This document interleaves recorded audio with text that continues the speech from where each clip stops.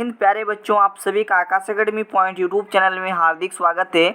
दोस्तों, जैसा कि पता होगा मैंने साइंस का जो है ना मैं आप लोगों को सेट 2 बता चुका हूं। तो इस वीडियो में हम लोग करने वाले हैं इसी बुक से सेट नंबर 3 को, जो आप लोगों के लिए बहुत ही ज़्यादा इंपॉर्टेंट है। सर वीडियो पर कंप्लीट बने रहिएगा। आप लोग का ये मॉडल सेट मैंने प्रोवाइड किया है और अभी आप लोगों को बताने वाले हैं आपके पेपर पैटर्न के आधार पर इंपॉर्टेंट क्वेश्चन। सो बच्चों, आप लोगों को यहाँ पर मैं आज आप लोगों को बताने वाला हूँ पेपर पैटर्न के आधार पर, यानी कि जिस प्रकार से आपके एग्जाम में प्रश्न रहेंगे इसी को देखते हुए मैं यहाँ पर आज आप लोगों के सामने बहुत सारा क्वेश्चंस रखा हूँ जो कि साइंस का बहुत ही ज़्यादा इंपॉर्टेंट है सर। तो आप लोग बने रहिएगा, आप लोग के लिए ही इम्पोर्टेंट है।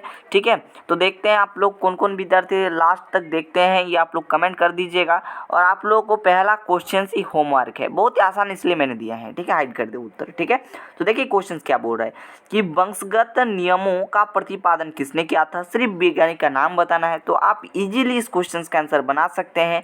तो दोस्तों, ये 1 नंबर क्वेश्चन जो आप लोग देख रहे हैं, 1 नंबर क्वेश्चन का आंसर जो है ना आपको सिंपली क्या करना है, कमेंट करके देना है। ठीक है, कमेंट करके देना है। और पीडीएफ मैंने देखिए मेंटल एबिलिटी टेस्ट का जो एक पीडीएफ अभी मैंने सेंड कर दिए हैं। ठीक है, बहुत आगे ही सेंड कर दिए हैं, तो इसका पीडीएफ आप लोग को टेलीग्राम पर मिल जाएगा, इसलिए जल्दी से ज्वाइन हो जाना है। डिस्क्रिप्शन में दिया हुआ है लिंक। ठीक है, चलिए अगले क्वेश्चन की ओर बढ़ते हैं। देखिए दूसरा क्वेश्चन यहाँ पर क्या बोल रहा है, यहाँ पर बोल रहा है कि हाइड्रा में प्रजनन की विधि निम्न में से कौन है। ठीक है, तो यहाँ पर हाइड्रा में प्रजनन की जो विधि होता है वो मुकुलन होता है। ठीक है, ऑप्शन नंबर सी आपका बिल्कुल करेक्ट आंसर हो जाएगा।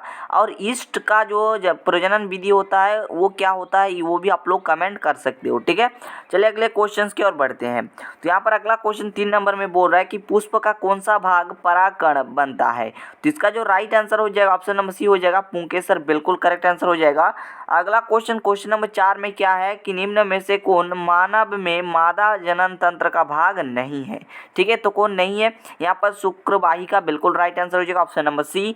अगले क्वेश्चन की ओर बढ़िए। यहाँ पर मैं 20 क्वेश्चन बताने वाला हूँ जो कि बहुत ही ज़्यादा इंपॉर्टेंट है, यहाँ से भी आपका क्वेश्चन पूछा जाएगा। ठीक है, 20 क्वेश्चन रहेंगे, मैंने यहाँ पर 20 क्वेश्चन ही लिया है। ठीक है, जैसे कि आपके पेपर में होने वाला है, जो कि आपके एग्जाम जो होने वाला है, कब होने वाला है आपका एग्जाम, तो 22 जुलाई को आपका एग्जाम होने वाला है। ठीक है, और मैंने मैथ का एक महा मैराथन का वीडियो दिया है और 1-2 वीडियो आ जाएगा जहाँ से आप अपने कॉन्सेप्ट को और भी मजबूत कर सकते हैं। ठीक है, तो 5 नंबर क्वेश्चन में बोल रहा है कि कौन सा जीवाणु जनित रोग नहीं है। यहाँ पर देखिए ये जो नहीं वाला शब्द होता है ना बहुत इंपॉर्टेंट है।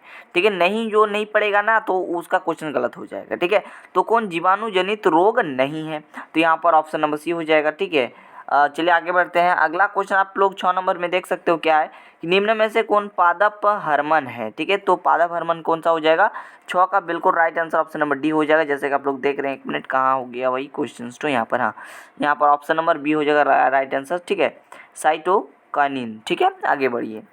यहाँ पर अगला क्वेश्चन है क्या 7 नंबर में मेरुरज्ज निकलता है, कहाँ से निकलता है, तो ये मेडुला से निकलता है, ऑप्शन नंबर डी बिल्कुल राइट आंसर हो जाएगा। अगला क्वेश्चन 8 नंबर में पूछ रहा है क्या पादपों में पाया जाने वाला वृद्धि हार्मोन निम्न में से कौन सा है। ठीक है, तो निम्न में से कौन सा होगा, ये 8 नंबर का आंसर आप लोग नीचे कमेंट करके दीजिएगा। ठीक है, जो जो विद्यार्थी, मैंने 1 नंबर का होमवर्क दिया, 8 नंबर का होमवर्क दिया, नीचे आप लोग सिंपली कमेंट कर देना। मैं आप लोग का भी देखना चाहता हूँ किस प्रकार से आप लोग तैयारी किए हो। ठीक है, अगला क्वेश्चन है कि संगमरमर का जो रासायनिक सूत्र होता है, केमिकल सूत्र क्या होता है, यहाँ पर ऑप्शन नंबर सी हो जाएगा क्या, सी ए। 1 मिनट, यहाँ पर थोड़ा सा मिस्टेक नज़र आ रहा है। ठीक है, 1 मिनट रुकिए। जो आपका 9 नंबर क्वेश्चन है ना, इसका आंसर मैं आपको बताता हूँ। ठीक है, देखो CaCO3, ये वाला जो 3 है ना, ये मत समझ लेना कि देखो मैं आपको एकदम अच्छे तरीके से बताता हूँ। देखो संगमरमर, ठीक है, संगमरमर का जो केमिकल फार्मूला होता है वो होता है CaCO, नीचे 3 टू रहेगा। ठीक है, O में 3 रहेगा। इस प्रकार से आप ये नहीं समझ लीजिएगा CaCO इस प्रकार से, ये नहीं होता है। ठीक है ना, तो ये वाला समझिए किस प्रकार से, ये मतलब 3 जो है ना ये थोड़ा नीचे रहेगा। ठीक है, टाइपिंग में थोड़ा सा मिस्टेक हो जाता है। ठीक है, चलिए आगे बढ़िए। अगला क्वेश्चन यहाँ पर 10 नंबर में पूछा गया इंसुलिन की कमी से होता है। तो इंसुलिन की कमी से जो दोस्तों घेंगा होता है। ठीक है, घेंगा रोग एक प्रकार का। ठीक है, 11 नंबर में पूछ रहा है आप लोगों से कि समतल दर्पण द्वारा बना प्रतिबिंब होता है। तो समतल दर्पण द्वारा बना प्रतिबिंब हमेशा आभासी होता है, जिसे हम लोग काल्पनिक बोलते हैं। आभास मतलब जिसे हम आभास कर सकते हैं, कल्पना कर सकते हैं। ठीक है, अगले क्वेश्चन की ओर देखें तो अगला क्वेश्चन बोल रहा है कि निकट दृष्टि दोष दूर करने के लिए किस लेंस का आप व्यवहार करते हैं। तो किस लेंस का व्यवहार करते हैं, देखिए एक तो होता है निकट दृष्टि दोष, अगर देखें ना इसको हम ट्रिक से समझा देते हैं। एक तो निकट होता है और एक तो क्या होता है, दूर होता है, ठीक है। इसमें अगर देखें तो इनमें आपको सिर्फ एक जोड़ना है। देखो इसमें शब्द देखें तो मैं कलर को थोड़ा सा चेंज करता हूँ, ठीक है, ताकि समझ आने में मुझे अच्छा लगेगा, ठीक है। देखो ध्यान से सुनना, देखो यहाँ पर एक गो शब्द है, दो गो शब्द है, तीन गो शब्द है, और यहाँ पर हो जाएगा। देखो अवतल में कितना शब्द है, अवतल में 4 ठो, मतलब एक गो शब्द बढ़ा दिए। इसमें देखो दो गो है, इसमें और एक बढ़ा दो, यानी कि उत्तल, ठीक है, यानी कि यहाँ पर हो जाएगा उत्तल, ठीक है। यानी कि यहाँ पर किसके लिए पूछा है, निकट के लिए पूछा है, यानी कि अवतल। ट्रिक समझ में आ गया, मैं ट्रिक ज़्यादातर देता हूँ, ठीक है।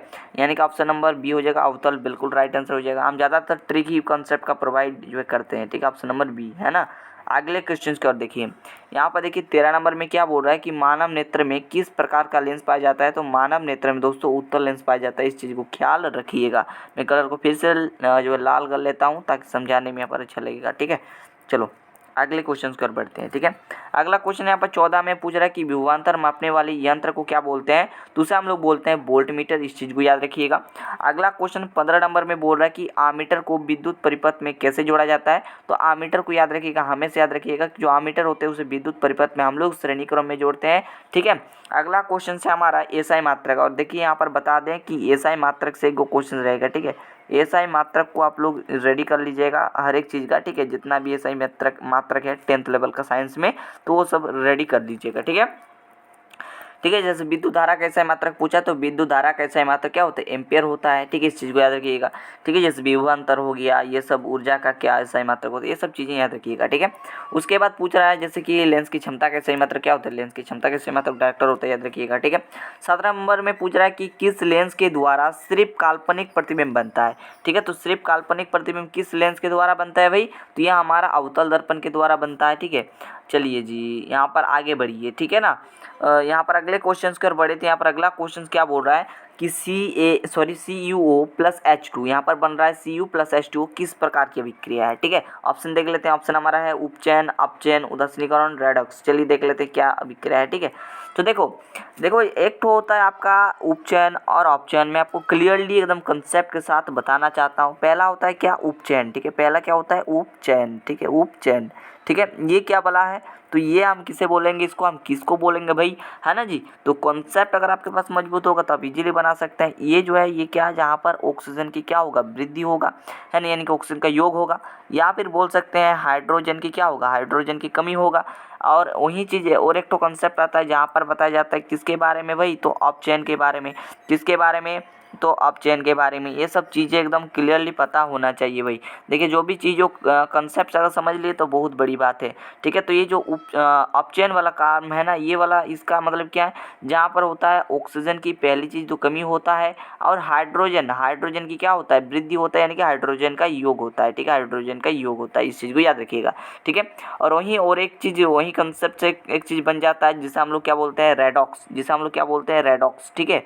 यहाँ पर हम जिसे क्या बोलते हैं, रेडॉक्स। ये क्या है, हम लिख नहीं रहे हैं कि कितना इसको लिखेंगे तो यहाँ पर कंसेप्ट समझाना में थोड़ा दिक्कत होगा, इसलिए मैंने आर लिख दिया, ठीक है। तो ये हमारा रेडॉक्स की बात करें, जिसमें क्या होगा, ऑक्सीजन की ऑक्सीजन भी होगा, साथ ही साथ में क्या होगा, मतलब ऑक्सीजन में वृद्धि, यानी कि ऑक्सीजन का योग भी होगा, और साथ ही साथ में हाइड्रोजन का भी योग होगा, ठीक है। और कमी होगा तो आपका ऑक्सीजन का भी कमी होगा और हाइड्रोजन का भी कमी होगा। क्लियर हो गया, कोई दिक्कत नहीं। आप ध्यान से सुनो, अब मैं इसको थोड़ा सा देखो, मैं आपको कंसेप्ट समझाने की कोशिश करता हूँ, ठीक है। देखो CuO है, यानी कि यहाँ पर ऑक्सीजन का योग है। लेकिन जैसे आप लोग देखोगे इस अभिक्रिया में हो क्या रहा है, जैसे यहाँ पर उत्पाद में देखोगे तो यहाँ पर देखो ऑक्सीजन हट चुका है, यानी कि O2 की क्या हो रही है, यहाँ पर कमी हो रहा है। O2 की क्या हो रहा है, तो कमी हो रहा है, पहली चीज़। यानी कि हमारा उपचयन में गया, ये हमारा किस में गया, देखो मैंने कमी बताया किस में, अपचयन में, ठीक, अपचयन में बताया, है ना जी। और वही चीज़ हाइड्रोजन को देखें, हाइड्रोजन देखो यहाँ पर जब हम लोग जाते हैं किस में, उत्पाद में जाते हैं, ठीक है। जब हम लोग क्या किस में जाते हैं, यहाँ पर बना देते हैं, ठीक है। जब हम लोग उत्पाद में जाते हैं तो ये हमारा क्या होता है, यहाँ पर देखोगे ऑक्सीजन क्या हो रहा है, जोड़ मतलब ऑक्सीजन का क्या हो गया, ऑक्सीजन का वृद्धि हो गया, यानी कि ऑक्सीजन का योग हो गया, है ना। तो इसमें आपको दोनों देखने को मिल रहा है। मैंने बताया ऑक्सीजन का योग भी हो और हाइड्रोजन का भी योग हो, या फिर हाइड्रोजन का कमी हो, मतलब मैंने आपको कंप्लीटली बताया। यहाँ पर हो सके ऑक्सीजन का योग हो सके हाइड्रोजन का योग हो, है ना जी, इस प्रकार से, या फिर हो सके ऑक्सीजन की कमी हो, है ना। इस प्रकार से मैंने कंप्लीट बताया। यहाँ पर देखोगे तो ऑक्सीजन की कमी हो रहा है, तो मैंने बता दिया था कि उपचयन में होता क्या, ऑक्सीजन की कमी होगा या फिर हाइड्रोजन का योग होगा। अपचयन, सॉरी एक मिनट माफ कीजिएगा, मिस्टेक हुआ, ठीक है। देखो अपचयन में मैंने क्या बताया, जहाँ पर होगा ऑक्सीजन की क्या होगा, ऑक्सीजन की कमी होगा और आपका हाइड्रोजन का योग होगा। और मैंने उपचयन में मैंने क्या बताया था, उपचयन में बताया था कि ऑक्सीजन की वृद्धि होगा, हाइड्रोजन की कमी होगा। तो दोनों चीज़ हो रहा है, ये हमारा रेडॉक्स रिएक्शन हो जाएगा। बात समझ गए होंगे, तो एक लायक तो बनता है भैया, है ना जी। तो ऑप्शन नंबर डी। अगला क्वेश्चन पूछ रहा है कि प्रकाश की किरणों के समूह को क्या बोलते हैं, तो हम लोग किरण पुंज बोलते हैं, ठीक है। और दोस्तों यहाँ पर बाई अगर कुछ मिस्टेक हो गया तो माफ़ कीजिएगा, जैसे मैंने बताया ना उपचयन ऑप्शन, तो थोड़ा बहुत अगर उपचयन निकल गया मुँह से तो वो थोड़ा मैनेज कर लीजिएगा, ठीक है। चलिए जी, हमारा 20 नंबर क्वेश्चन की ओर बढ़ते हैं। यहाँ पर है कि उत्तल लेंस की क्षमता होती है, तो उत्तल लेंस की क्षमता हमेशा धनात्मक होती है, इस चीज़ को याद रखिएगा। अगर यहाँ पर पूछता है कि अवतल लेंस की क्षमता क्या होता है, तो हमारा नेगेटिव होता है। अगर हम बात करें अवतल की, ठीक है, अवतल की बात करें तो ये हमारा क्या हो जाएगा, ये हमारा नेगेटिव में जाएगा, ठीक है। तो गाइज आप लोग समझ गए होंगे ये प्रश्न पत्र। अगर आपको पसंद आए तो वीडियो को लाइक करना और यहाँ से क्वेश्चन जरूर से जरूर देखने को मिलेगा, ठीक है। तो अगर आप लोग इसका PDF चाहते हैं तो जरूर कमेंट करके बता देना। तो चलिए मिलते हैं नेक्स्ट वीडियो पे, तब तक के लिए थैंक यू, जय हिंद।